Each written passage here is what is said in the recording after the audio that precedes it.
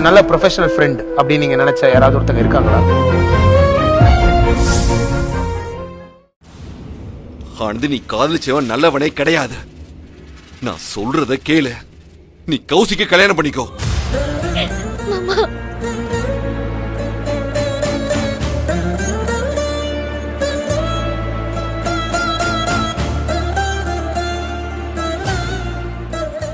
ஆனந்தி, மாப்பிள்ள இவ்வளவு சொல்றாருல, நாங்க உன் நல்லதுக்கு தான்மா சொல்றோம்.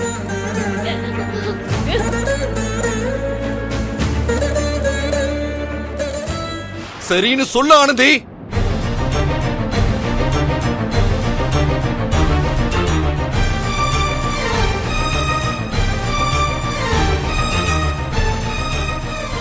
எழில், எதுக்கு நீங்க? நீ இருக்காயல்.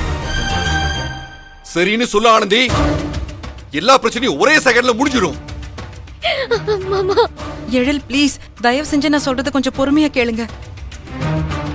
ஆனந்திக்கு இந்த கல்யாணத்துல சுத்தமா விருப்பம் இல்ல. அவ மனசுல பாலு தான் இருக்கான். இல்ல, நம்ம இப்படி ஃபோர்ஸ் பண்றதுனாலயும் கட்டாயப்படுத்துறதுனாலயும் அவ மனசை மாத்திக்க முடியாது இல்லையா? அதோட சேர்த்து இதையும் சொல்லு கயல். என் தம்பி பாலு ஆனந்தி மேல உயிருக்கு உயிரா இருக்கானு. அன்னைக்கு நம்ம வீட்டுக்கு போயிருந்தப்ப கூட என் அண்ணன் பாலு ஒரு பொண்ணை காதலிக்கிறான், அவளையே நினைச்சு அவன் எவ்வளவு கஷ்டப்பட்டு இருக்கான்னு ஓ முன்னாடி அத்தை முன்னாடி தானே சொன்னாரு. அதுல இருந்து தெரிய வேண்டாம் என் தம்பி ஆனந்தியை எவ்வளவு விரும்புறான்னு.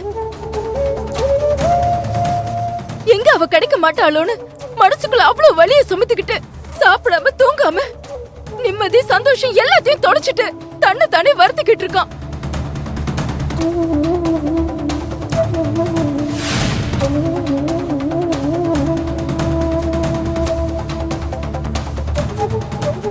நான் கூட அவன் வேற ஏதோ ஒரு பொண்ணை காதலிக்கிறான்னு நினைச்சேன். ஆனா அது நம்ம ஆனந்தியா இருக்கும் நானே நினைச்சு கூட பாக்கல. இப்படி உண்மையா ஆனந்திய காதலிக்கிறவ, அவ மேல உயிரியே வச்சிருக்கிறவ, அவளுக்கு கடைசி வரைக்கும் கண் கலங்காம என் தம்பி பாத்துப்பான்னு எனக்கு நம்பிக்கை இருக்கு. அண்ணி, கயல், எனக்கு இங்க இருக்க யார பத்தியும் கவலை கிடையாது. எனக்கு உன் முடிவுதான் முக்கியம். என்னோட எதிரியே உங்க வீட்டுக்கு மருமகனாக்க போறீங்களா, இல்ல உங்களுக்காகவே இருந்த இந்த மாப்பிள்ளைய நீங்க இழக்க போறீங்களா?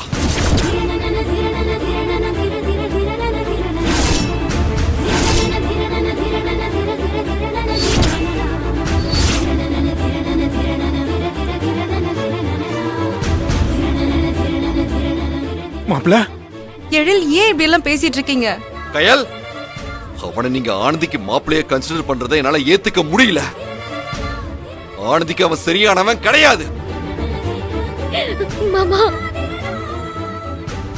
அதையும் தாண்டி நானும் அவனும் ஒரே வீட்டுல மாப்பிள்ளையா, நாங்க சகலையா, என்னால நினைச்சு கூட பார்க்க முடியல.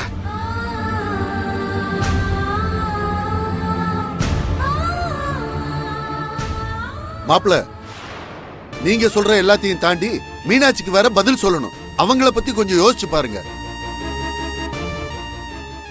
நம்ம குடும்ப சண்டை நமக்குள்ளேயே முடிஞ்சிரும். ஆனா இது இன்னொரு குடும்பம் சம்பந்தப்பட்டது. அதை யாரும் மறந்துடாதீங்க. ஒருத்தங்களை நம்ப வச்சு கழுத்தறுக்கிறத விட பெரிய பாவம் எதுவுமே இல்ல காமாட்சி. அத மனசுல வச்சுக்கிட்டு முடிவெடுங்க. ஆனந்தி, நாங்க உன் நல்லதுக்காக தான் சொல்றோம். நீ கௌசிக்க கல்யாணம் பண்ணிக்கிறத சரியான முடிவா இருக்கும். அவனும் உன் மேல உயிரையே வச்சிருக்காமா. நல்ல பையன், உன்னை நல்லா பாத்துக்குவான். அதுக்கு நான் பொறுப்பு.